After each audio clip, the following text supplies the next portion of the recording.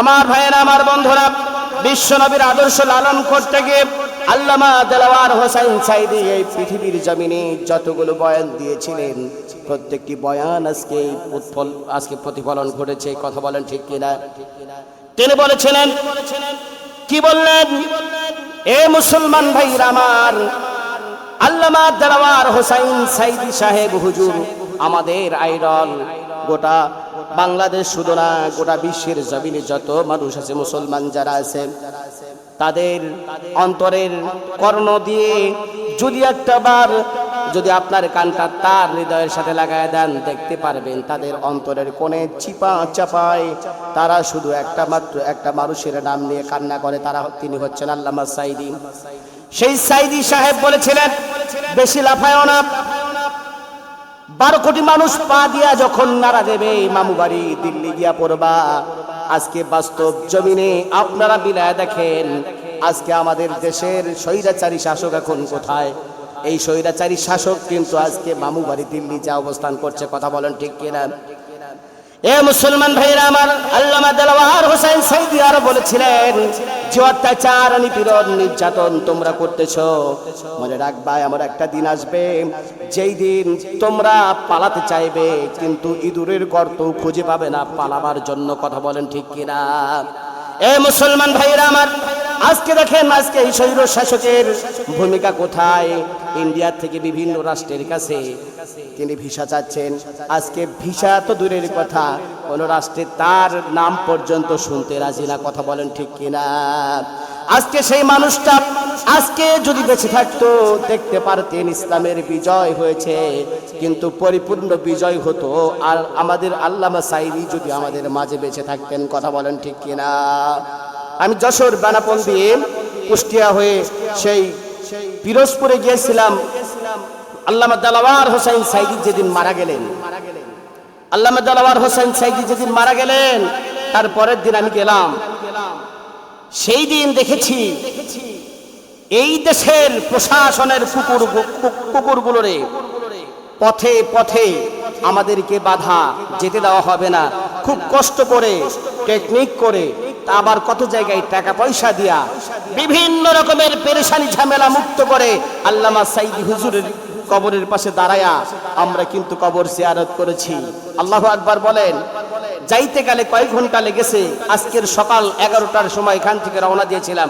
এই যে আমার ভাই জানে, ফিরোজ ভাই, সকাল 11টার সময় আমরা 5 জন আলেম একটা ছোট্ট প্রাইভেট কার নিয়ে যখন আমরা রওনা দেই, সারা দিন কষ্ট করে গিয়েছি। বিরতহীন ভাবে রাস্তার মাঝে মাঝে আমাদের কিছু আপ্যায়ন হয়েছে, আমাদের দিনী ভাইয়েরা আমাদের কিছু আপ্যায়ন করেছে। মাঝখানে যশোরের বেনাপোলে নেমে আমরা কিছু খাবার খেয়েছিলাম। আল্লাহু আকবার বলেন। এত সুস্বাদু খাবারগুলো ছিল, আল্লাহু আকবার। তার মানে সফরের ভিতরে যা খাইবেন, স্বাদ দেওয়ার মালিক যিনি, তিনি কে? কথা বলেন। সমস্ত কিছুই আমাদের ছিল অনুকূলে, শুধু প্রশাসনের যারা কুকুর ছিল, এই মানুষগুলো ছিল আমাদের অতিক্রম, আমাদের কাছ থেকে টাকা পয়সা নিয়েছে, আমাদেরকে যেতে দেবে না। তারপরে হাতে পায়ে ধরে যে কোনো অবস্থায় আমরা পৌঁছাইছি। যাওয়ার পরে রাত্রি 11টার সময় দেখি ওখানে র্যাব, বিজিবি, সেনাবাহিনী, বাংলাদেশের যত প্রশাসনের ভাইয়েরা আছে সেখানে পাহারা দিচ্ছে।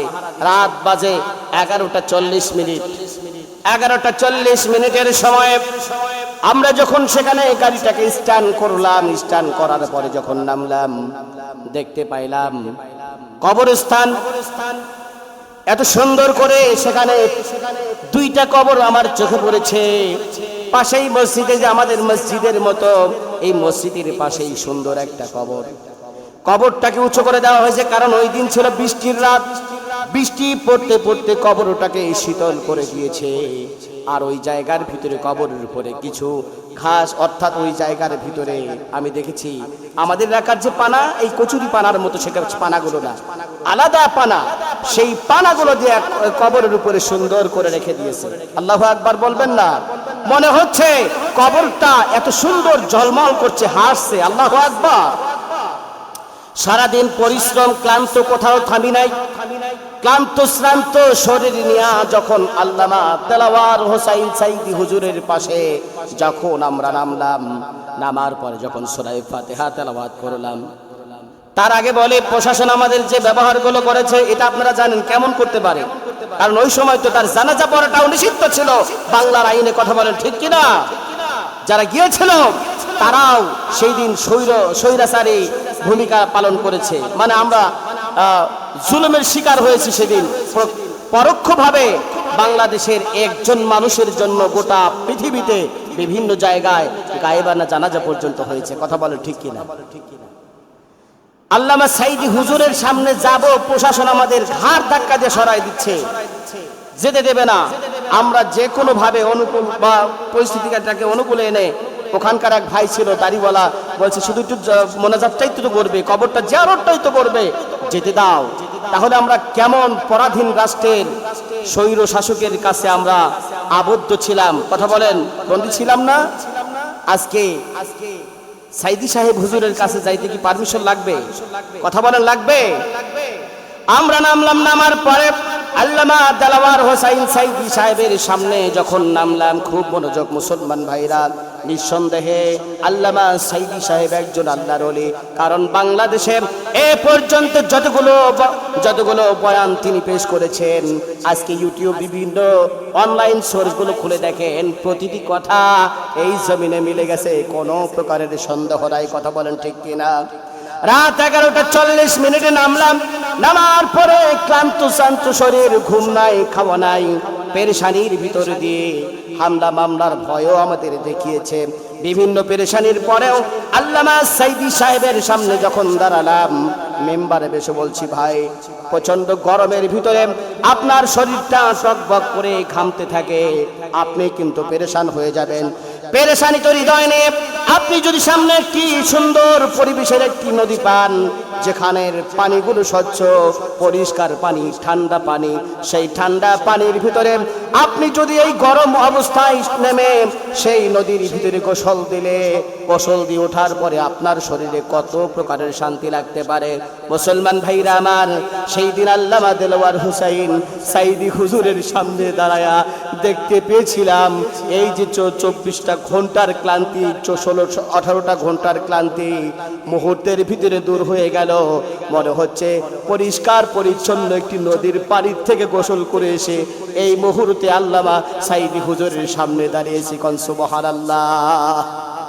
এত শান্তি, এত ভালোবাসা, এত সুন্দর অন্তরের ভিতরে ভালো লাগা কারোর কাছে যা পাই নাই বিশ্বের ইতিহাসে, কেবলমাত্র আল্লামা সাইদি হুজুরের কবরের পাশে দাঁড়ায় সেদিন পেয়েছিলাম। কোন সুবহানাল্লাহ! এই মানুষটার কথা হলো, আমাদের লক্ষ লক্ষ মানুষ লাগবে না, আদর্শবান, সৎ, ন্যায় নিষ্ঠাবান আমাদের কিছু মানুষ লাগবে, যাদের কাছে অন্যায় করেও মানুষ পার পাবে না, যাদের কাছে মানুষ দুর্নীতির অফার করবে, হারামের অফার করবে, কিন্তু এক আল্লাহকে ভালোবেসে, কোরআনকে ভালোবেসে সব কিছু ভুলে যাবে, দুনিয়ার মোহ, লোভ, লালসা সব কিছুকে পেছনে ফেলে দিয়ে এক আল্লাহর দ্বীন কায়েমের জন্য নিজেকে তৈরি রাখবে সদা সর্বদা। আল্লামা দেলাওয়ার হোসাইন সাইদির বক্তব্য এটা ছিল, কথা বলেন ঠিক কিনা? এই জন্য বলে এই মাসটা হচ্ছে শোকাবহাস।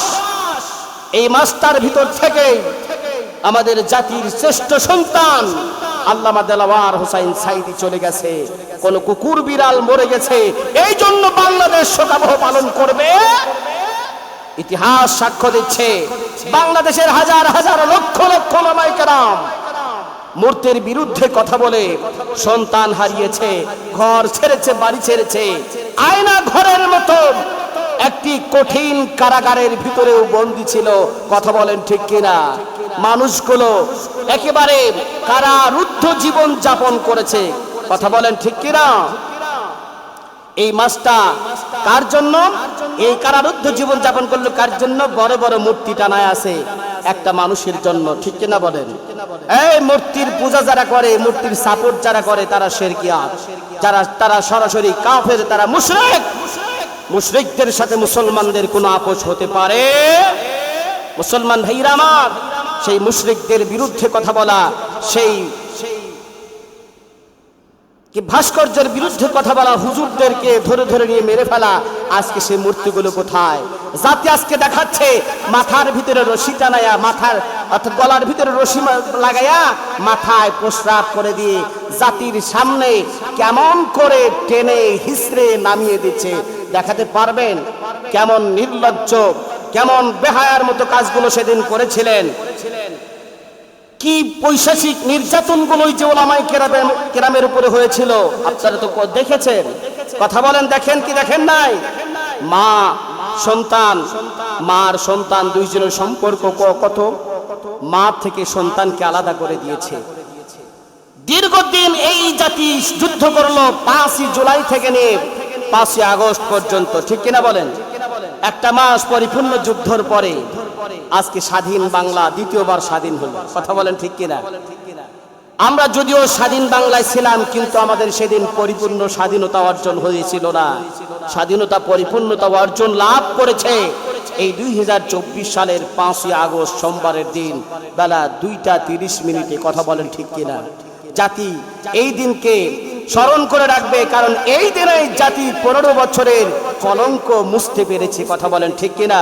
আমাদের উপরে যদি আবারও কোনো স্বৈর শাসক আসে, আমরা চাইব এই বাংলাদেশে আমরা কোরআনওয়ালাদের সংসদে দেখিয়ে একটা সুন্দর সুশীল সমাজ, একটি সুন্দর রাষ্ট্র আমরা উপহার দেওয়ার চেষ্টা করব। কারণ কোরআন কোনোদিন মানুষকে অন্যায় পথে ঠেলে দিতে পারে না। কথা বলেন ঠিক কিনা? একমাত্র দুনিয়ার জমিনে শান্তি যেটা যিনি আনতে পারেন সেটা হচ্ছে কোরআনের বিধান। এই জন্য কোরআনের বিধানকে যদি আমরা রাষ্ট্রীয় ভাবে লালন করতে পারি, আমরা যদি রাষ্ট্রীয় মর্যাদায় অর্থাৎ সংসদে পার্লামেন্টে যদি আমরা কোরআনওয়ালাদের বসাতে পারি, এই জমিনে শান্তি আসবে, এই জমিনে অশান্তির জিনিস থাকবে না। কথা বলেন থাকবে?